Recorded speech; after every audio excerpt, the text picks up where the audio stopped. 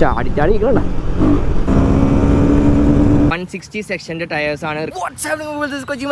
Welcome back to another vlog. So ഇന്ന് നമ്മുടെ കയ്യിൽ നമ്മുടെ ഗറല്ല 450, നമ്മുടെ ഹിമാലയൻ്റെ 450യുടെ ഒരു സ്ക്രാം വേർഷൻ എന്ന് വേണമെങ്കിൽ പറയാം. കുറച്ചും കൂടി ട്വീക്ക് ചെയ്തിട്ടുണ്ട്, പറയാൻ കുറച്ചധികം ഉണ്ട്. പക്ഷേ ചെറിയ വീഡിയോ ആയിരിക്കും. ഫസ്റ്റ് റൈഡ് ഇംപ്രഷനാണ്. ഞാൻ വണ്ടി കൂടി വന്ന ഒരു 20 മുതൽ 35 കിലോമീറ്റർ വരെ മാക്സിമം ഓടിക്കുള്ളൂ. അപ്പോൾ ജസ്റ്റ് ഒരു ഷോർട്ട് റൈഡ് റിവ്യൂ. എന്താണ് എനിക്ക് ഈ വണ്ടി ഓടിച്ചിട്ട് എൻ്റെ ഒരു ഇനീഷ്യൽ ഇംപ്രഷൻ. ഹിമാലയം കുറേ ഓടിച്ചിട്ടുണ്ട്, പക്ഷെ അത് കഴിഞ്ഞിട്ട് ഇതിലേക്ക് ഇരിക്കുമ്പോൾ എന്താണ് എനിക്ക് മെയിൻ വ്യത്യാസങ്ങൾ വന്നേക്കണേ. അപ്പോൾ വീഡിയോ ഫുള്ള് കാണാം. ആദ്യമായിട്ട് കാണുവാണെങ്കിൽ ചാനൽ സബ്സ്ക്രൈബ് ചെയ്യാൻ മറക്കണ്ട. അപ്പോൾ നമുക്ക് നേരെ വീഡിയോയിലേക്ക് പോകാം. This is the bike. ഇതാണ് നമുക്ക് കിട്ടിയേക്കണ കളർ വേർഷൻ. ഒരു ബ്ലാക്കിൽ യെല്ലോ റെഡ് ടച്ചൊക്കെ ഉണ്ട്.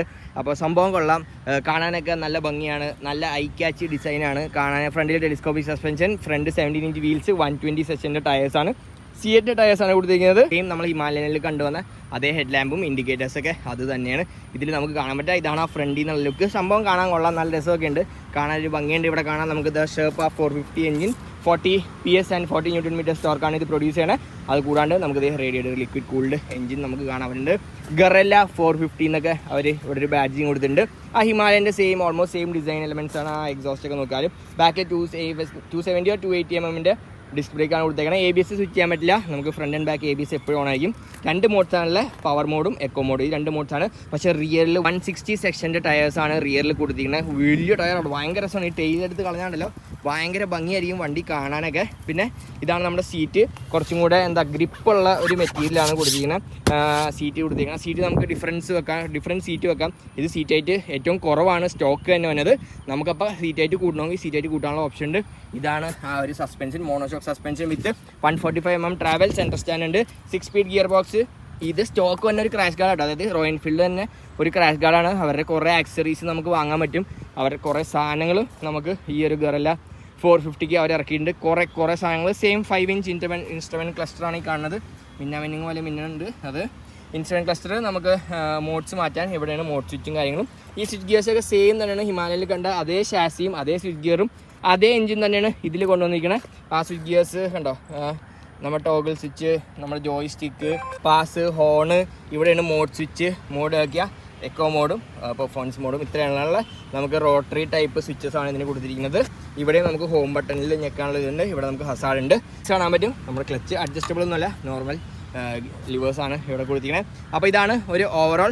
കയറിയിരിക്കുമ്പോൾ വണ്ടിയുടെ ഹൈറ്റ് വന്നത് സീറ്റ് ഹൈറ്റ് എന്ന് വെച്ചാൽ 780 mm ആണ്. എനിക്കൊക്കെ ഈസി ഫ്ലാറ്റ് ഫുട്ടാണ്. ഉണ്ടോ, എൻ്റെ കാലൊക്കെ മടങ്ങിയിരിക്കുകയാണ്. അപ്പോൾ സീറ്റ് ഹൈറ്റ് കുറഞ്ഞവർക്ക് ഭയങ്കര ഈസി ആയിട്ട് വണ്ടി കൊണ്ട് നടക്കാം, ഭയങ്കര യൂസ്ഫുൾ ആയിരിക്കും. ഇവിടെ ചെറിയൊരു USB ചാർജർ ഉണ്ട്. 11 liters ഓഫ് ഫ്യൂൽ ടാങ്ക് കപ്പാസിറ്റിയാണ് ഇതിന് കൊടുത്തിരിക്കുന്നത്. അതുകൂടാണ്ട് നമുക്ക് ഹിമാലയം വെച്ച് നോക്കുകയാണെങ്കിൽ 17-18 ആയിരുന്നു, അതിപ്പോൾ മാറി 11 liters ആയിട്ടുണ്ട്.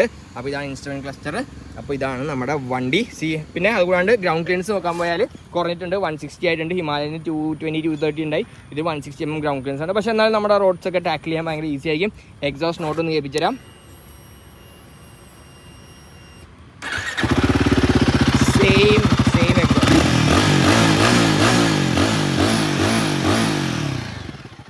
അപ്പോൾ ഓടിക്കാല്ലേ. Okay so let's go. Petrol മിന്നി തുടങ്ങിയല്ലോ. നമുക്ക് വണ്ടി ആകെ 120 കിലോമീറ്ററാണ് ഓടോയിൽ അയക്കുന്നത്.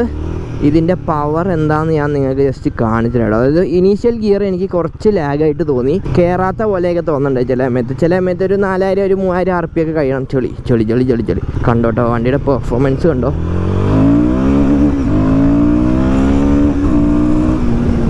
വെറുതെ ഉണ്ടല്ലോ വണ്ടി അങ്ങ് വലിച്ചങ്ങ് കയറ്റും. ആ 10 കിലോ ഹിമാലയനിൽ നിന്നും ഇതിന്നും വ്യത്യാസം വന്നപ്പോഴത്തേക്കും ഉണ്ടല്ലോ ഭയങ്കര വ്യത്യാസമാണ് വന്നേക്കുന്നത് പവർ ഡെലിവറിയിൽ. ഫസ്റ്റ് ഗിയറിൽ കുറച്ച് എന്തോ ഇത് റൈഡ് ബൈ വയർ ആണ്. അപ്പോൾ ആ ത്രോട്ടിൽ എനിക്ക് എന്തോ ചെറിയൊരു പ്രശ്നം തോന്നുന്നുണ്ട്. പിന്നെ നല്ല കൈ കൊടുക്കുമ്പോൾ നമ്മുടെ ഹെഡിൽ നിന്നുള്ള നോയ്സ് ഹിമാലയൻ 450ക്ക് എന്താണുള്ളത് അതേ എഞ്ചിൻ തന്നെയാണ്. അപ്പോൾ ഞാൻ ഹിമാലയൻ്റെ വീഡിയോയിലും പറയണം, ഹെഡിൽ നിന്നുള്ളൊരു നമുക്കൊരു നോയ്സും കൂടെ ഭയങ്കരമായിട്ട് കേൾക്കും എക്സോസിനെക്കാട്ടും. അത് ഇതിന് അതേപോലെ തന്നെ ഉണ്ട്, അതിന് വ്യത്യാസമൊന്നുമില്ല.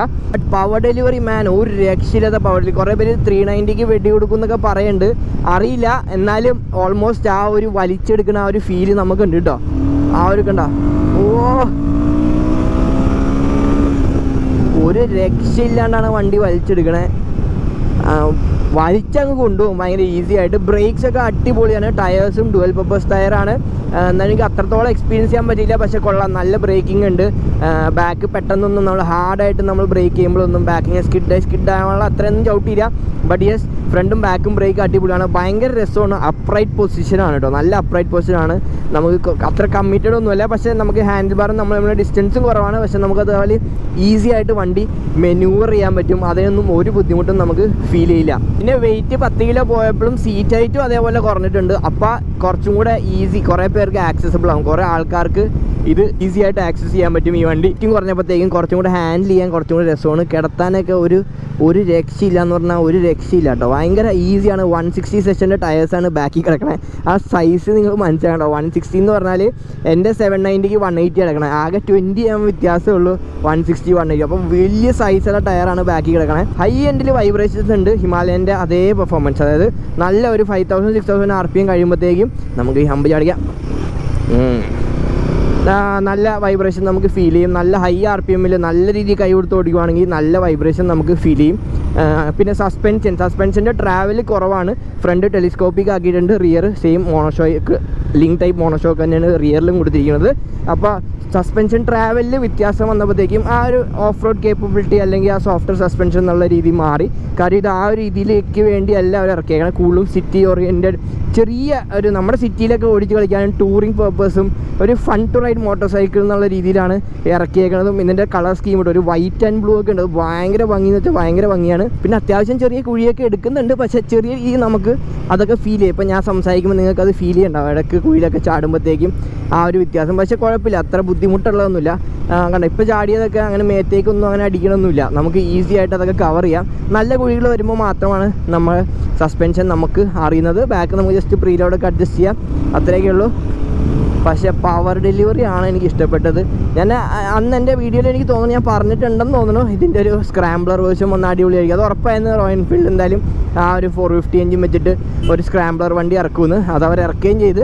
And it's fun to ride motor cycle, ഭയങ്കര രസമാണ്, ഭയങ്കരമായിട്ട് ഐ ക്യാച്ചിയാണ്. ശരിക്കും ആൾക്കാർ നോക്കുക, ഇത് അധികം റോട്ടിൽ കണ്ടിട്ടില്ല. നല്ലൊരു കോമ്പാക്ട് ഡിസൈനാണ്, സ്ക്രാംബ്ലർ ടൈപ്പ്. അതിൻ്റെ കളർ സ്കീമും അതിൻ്റെ ചില വൈറ്റ് ആൻഡ് ബ്ലൂ ആണ് എനിക്ക് ഏറ്റവും ഇഷ്ടപ്പെട്ടത്. ഭയങ്കര അട്രാക്റ്റീവാണ്. ഭയങ്കര അട്രാക്റ്റീവ് എന്ന് വെച്ചാൽ ഭയങ്കര രസമാണ് കാണാൻ. നമുക്ക് 0 to 100 ഒന്ന് ചെക്ക് ചെയ്യാം. ഇവിടെ അത്യാവശ്യം നല്ലൊരു ഓപ്പൺ റോഡ് കാണുന്നുണ്ട്. 3, 2, 1 ഗോ.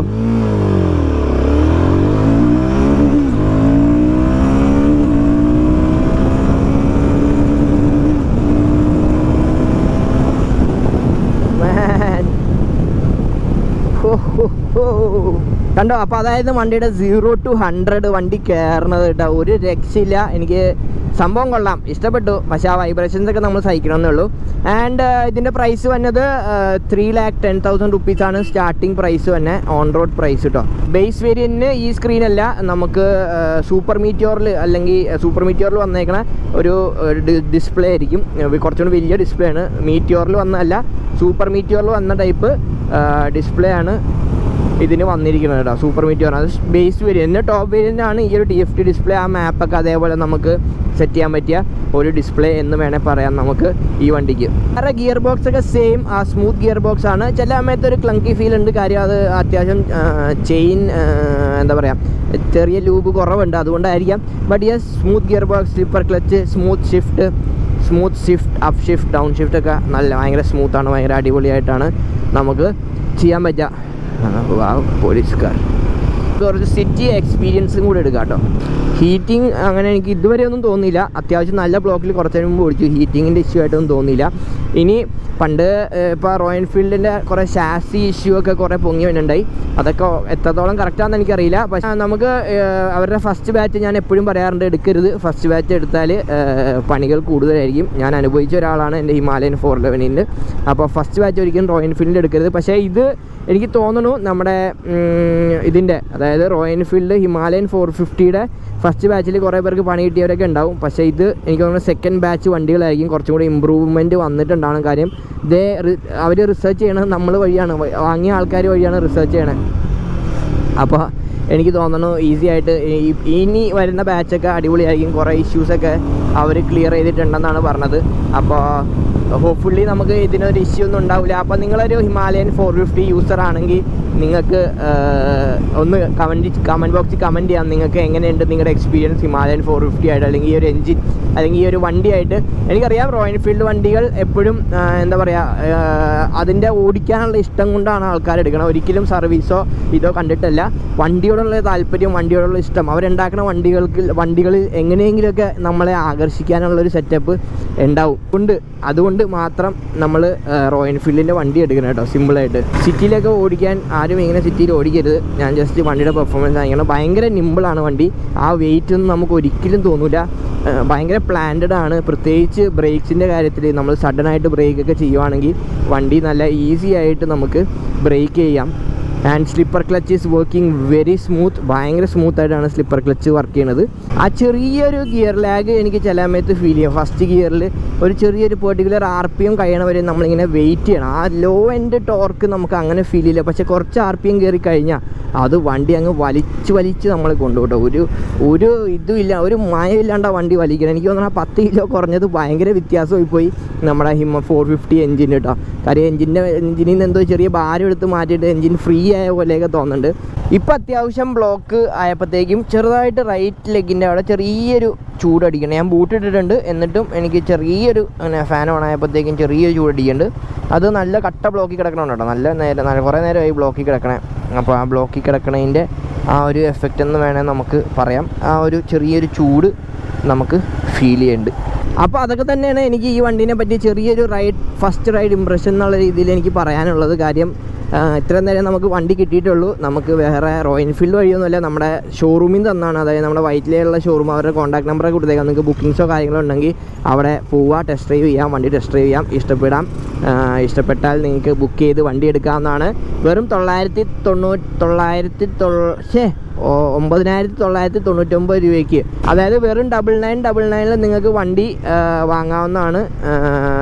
നിങ്ങൾക്ക് ഡൗൺ പേയ്മെൻറ്റ് അത് വെച്ചിട്ട് നിങ്ങൾക്ക് കേരളത്തിലുള്ള എല്ലാ ഷോറൂമിൽ നിന്നും നിങ്ങൾക്ക് 9999 വെച്ച് വണ്ടി വാങ്ങാവുന്നതാണ്.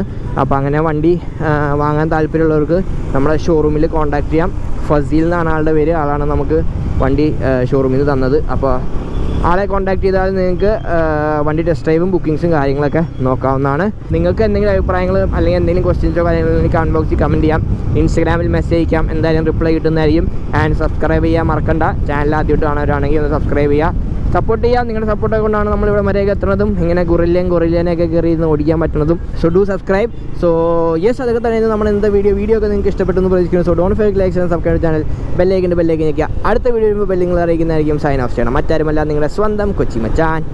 ബൈ. ചാടി ഇരിക്കണ്ട. ശീന കേട്ടോ വണ്ടി വെറുതെ ശീന.